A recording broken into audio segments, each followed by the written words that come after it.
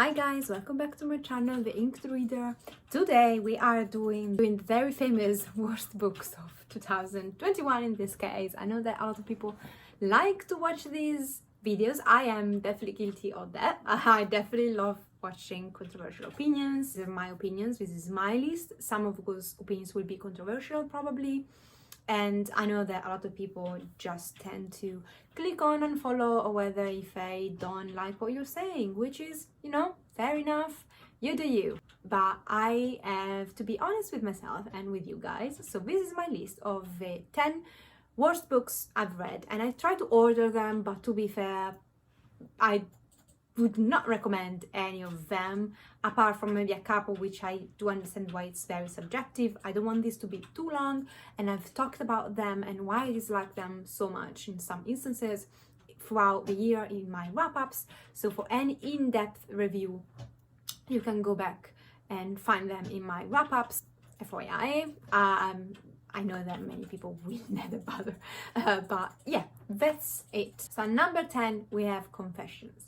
It was part of my Japanese horror TBR. I was reading each month by a Japanese author horror book, and this is the story of this teacher who is resigning and getting through her last day in class when she says that actually she had lost a daughter recently and she knew that the killers of her daughter were in that classroom. I would describe this, I don't know, not probably revenge, but sort of this mother that has lost a daughter. And although I understand why people like this, I really didn't like it, and I didn't like the format of the book itself, and also I struggle to see how this could ever potentially be happening. Like, I even in some books, like, I don't know, some books I can put aside reason, but in some books I can't, and I guess this is one of those instances where I was just not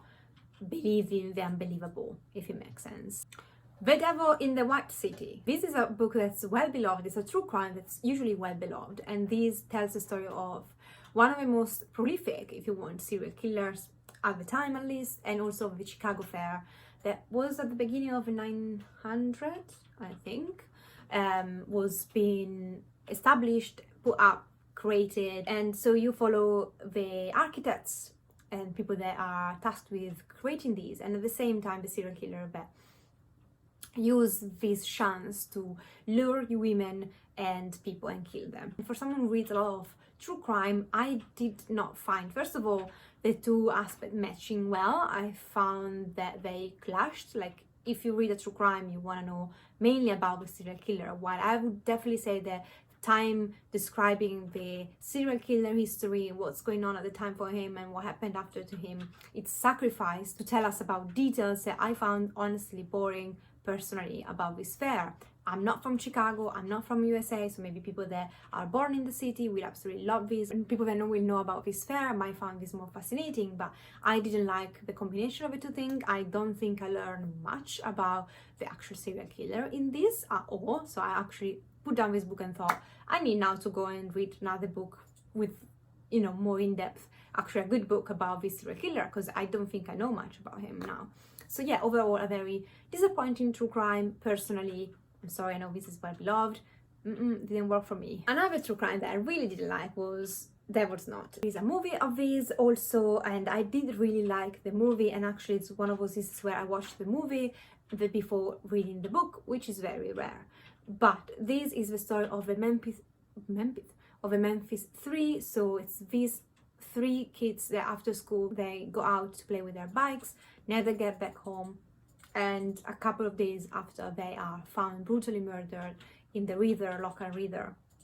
So then the police starts a huge manhunt, and these three kids, they were kind of misfits, and they were a bit goth, and they had peculiar interests. Like, they were, one of them at least, just one of them actually, was interested in the occult and all of that, and had some mental health going on, was accused of being the ringleader of the other two that barely know each other, and then they decided, people, the county decided that they were the killers without having any proof whatsoever, any good motivation whatsoever.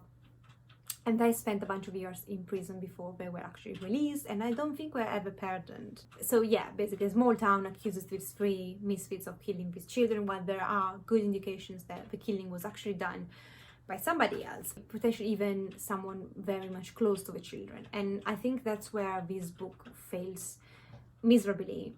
It's not well written in my opinion. It's very dry and boring, and make this story boring, it takes skills, which is ironic.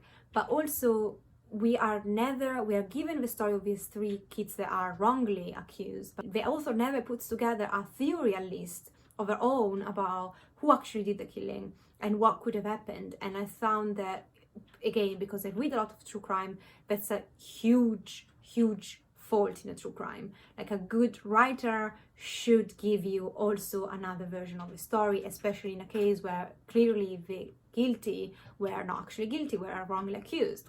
Like, that's all part is missing. So that was a big no-no for me, and I could have just watched the movie and know it all anyway. Didn't gain anything by reading these. Perfume. So this is a book that I absolutely thought I'm gonna love and shit out of this book. Another book that it's been made in a famous movie, which I actually never watched.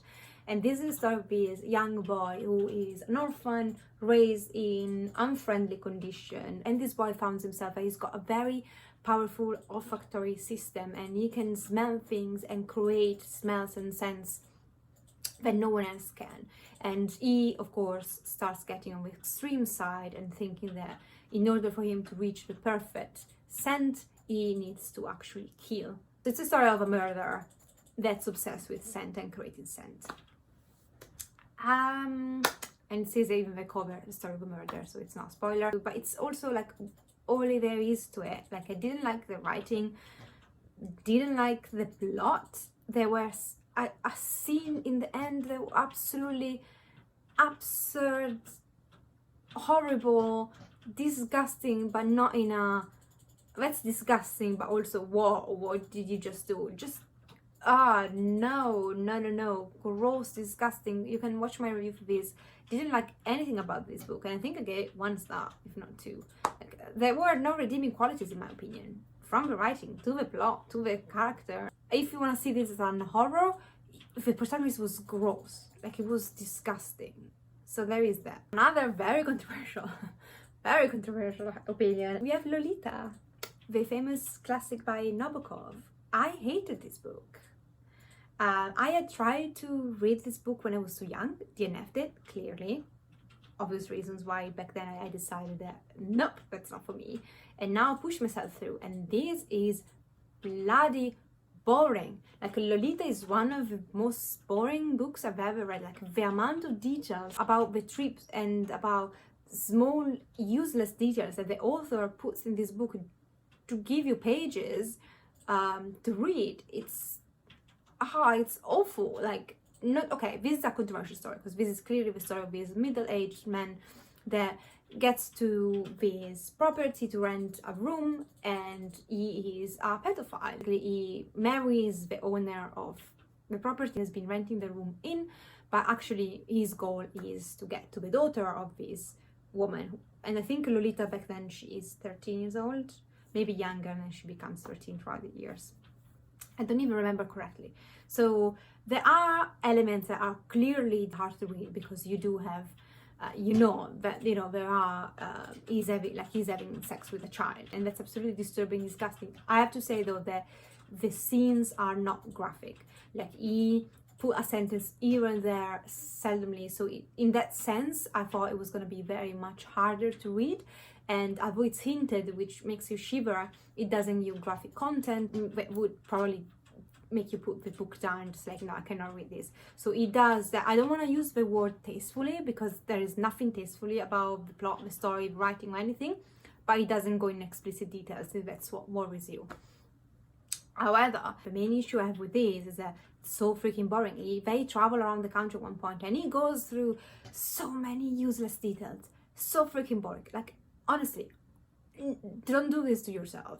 Songs of Dead Dreamers and Grim Scribe. This is a collection of short stories, gothic horror short stories, part of my horror TBR. Was very well recommended, especially for lovers of gothic fiction, which I definitely am, but I am not a big fan of short stories, and I absolutely loathed these short stories. I don't think there was actually a plot in many of them, or a plot that I could discern, that I could understand and digest. Didn't like the writing. It was whimsical to a point where I was just getting distracted and never even bothering trying to focus again on the story to realize what was going on, and the end was never satisfying mostly. So yeah, it's that kind of whimsical that's not for me. However, I do, and I heard many people loving this and justifying why they loved this so much. So I do believe that this might be a personal preference rather than a quality. It might be a kind of writing style story that works for you.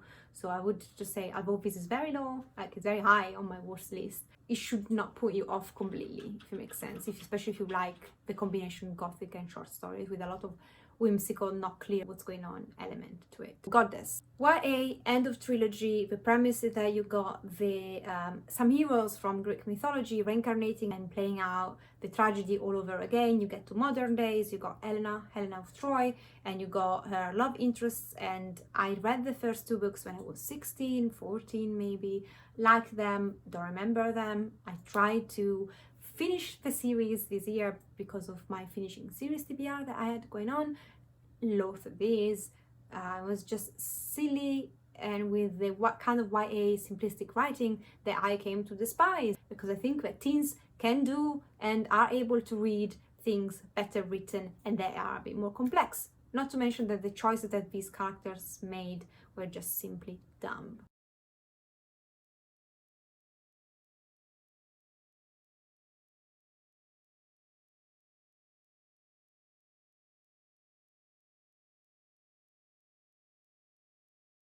Number 3, we have The Bloody Chamber, a book that so many love, and another collection of horror short stories. This is a very short book full of short stories that are retellings, dark retellings of fables we all know and many of us love, like Snow White, Red Riding Hood, and so on. And although the first story that's based on Bluebird, I believe, I did enjoy tiny bit, I didn't like any of the rest. I don't see the hype, not even of the first one. Like if it was like something that I read I don't know, for free or whether, I would not mind it. I would just like, oh yeah, that was okay. But I'm very fascinated by Bluebird, so that's why I probably kept my interest. But I just don't understand. I think people love the writing, but even the message, I found some of the sentences in this are slightly bit problematic, and I go into them, I think, in my review. So I'm not going to spend much time here, but I just honestly, this is one of the books that I would not say it's me. I would just say, what are you all talking about? Why are you all hyping this about? Please, if you love this and you want to have a discussion in the comments down below, more than happy to do that. I completely erased the majority of the stories from my mind as soon as I finished reading them. I was like, they're just not me here. Like I don't see this. I don't see the hype. I actually struggled to read through such a short book. I was just honestly taking no enjoyment whatsoever out of this. Number 2, we have a Tulip Touch, and this was a book that came in a box with children YA classics from the 80s or like back in the days. So I went to acquire The Outsiders, and it was cheaper for me to buy the whole box, and I basically got rid of the majority of them, but this one I actually read. And this is the story of this girl that moves, and she has a neighbor, and this neighbor, who's basically a piece of shit, he has a daughter, and the daughter initially forms this friendship with our protagonist, but the daughter also has a lot of problematic behavior, and she is doing some very problematic and wrong things, and so you got this friendship forming and then breaking apart. And I really dislike this, not for the writing itself, but because of the demonization of a child who was clearly abused. So you got this child who is clearly giving you hints that she's been abused, and instead of understanding the teacher, the neighbor, the parents of our protagonist, They even say, you know, oh, but her father is an awful man of weather. They never went the extra step and say, maybe we seek help, maybe we can change this, or maybe we can support her. Instead of it just say, oh, she's a bad girl, she is a horrible human being, she is dangerous, and they demonize her. And this is never addressed in the story, and I loathe that. That's just morally wrong. And especially for a classic, what's considered like a children classic, the idea that children do bad things just because they are inherently bad, it's a very, very dangerous message to send around, instead of sending a message of these kids have been abused, bloody do something.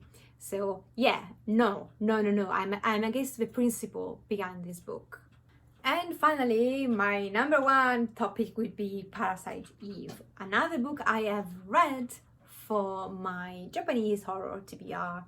And considering that this book, if you have to acquire a physical copy, it was around £500 or something, and I found this on Amazon ebook for like £2 or something. Thank God, like, I would never spend so much money on a book that I've not read and loved. But I imagine the poor thing that goes and actually buys it, maybe because he lost the I think there is that game, video game based on this, and then reads through this and just realizes that he could literally have set fire to £500 or dollars or whatever, and would have enjoyed it more probably than reading this book. I mean, it's just, this book, struggling a tiny bit with the plot because I think I'm getting a couple of things confused, so I'm just gonna keep it very bland. But basically, you've got a scientist who loses his wife due to a car accident, and he decides to pick up part of the liver of his wife to replicate the liver and somehow getting his wife back. Which I am not an expert in science by any means, but I think that's a fucking bad idea. Like, that's a fucking dumb idea. Like, you don't get a human being out of a liver, but what do I know? So this book throws at you a bunch of scientific terms and tries to explain scientifically how a parasite could take over and kind of try to destroy the world. It manages to get boring and so gross and problematic at the same time that I'm almost in awe of how this author could put all these elements and make this big mess. Also, there are rape scenes that are explicit against children in this, and it's described, and it was profoundly disturbing, morally wrong, disgusting. So, I mean, if you're looking for one of the grossest things you could ever read, yes, but I've read gross things with better plots and better executed, where I could recognize, oh, this is so gross, but also this is good, while this is, oh, this is so gross, I don't want to read about this, but also, like, it's boring, but I don't like the plot. So nothing worked for me in this book. So yeah, this book should have probably never existed in my opinion. So stay clear of it. And you've got money to spend, literally set fire to them instead of buying this, because it's not worth it. But thank you guys for watching. I'll see you next time. Let me know in the comments down below what was your most hated or disliked book of 2021. I'd love to know. Maybe it's one of my favorite, who knows? And I'll see you next time. Take care of yourself. Ciao!